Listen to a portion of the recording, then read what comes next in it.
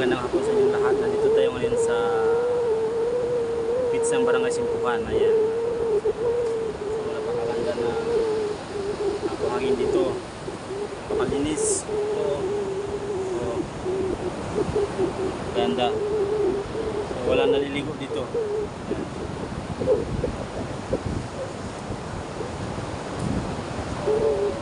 Ayan. Mga gusto maligo. Ganda dito. So, ano lang ito, mula sa Puerto na sa 45 minutes lang ang takbo dito na. Ayan. Makalapit lang. Super ganda. Yan yung sa likod ko, yan o.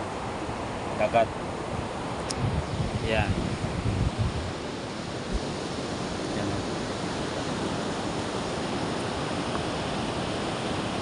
Yun.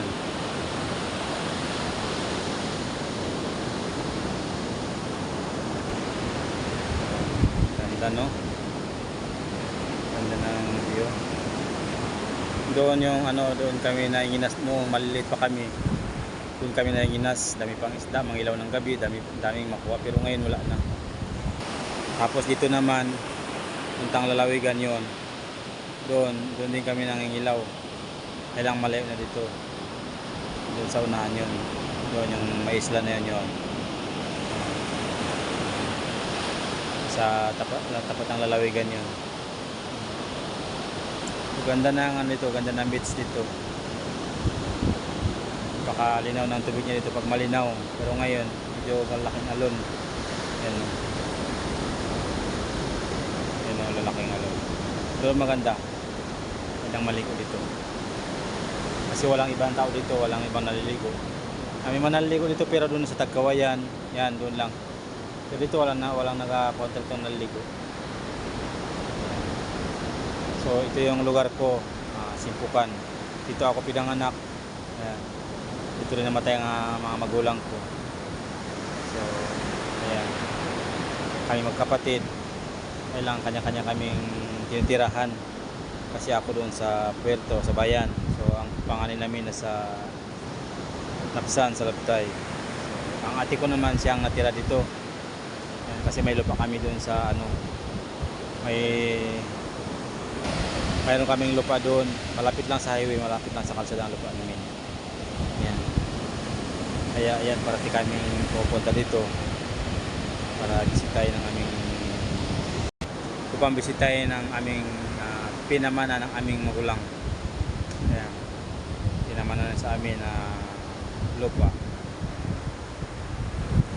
May mga tanim na niyog. Dati puno ng kasoy.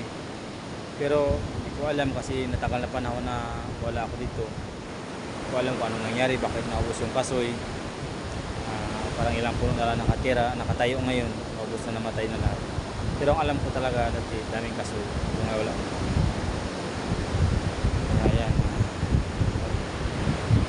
Ayan, kung bago ka pa lang pala sa aking YouTube channel, pag madaanan mo, huwag kalimutan na mag-subscribe, mag-share, and mag-like, mag-comment. Malaking tulong po sa akin na bago pa lang nagsisimula na nagbablog. Ayan, sa mga vlogger, daanan nyo to. Sana pa-support naman ang aking YouTube channel sa Tribong Katubo, Palawan.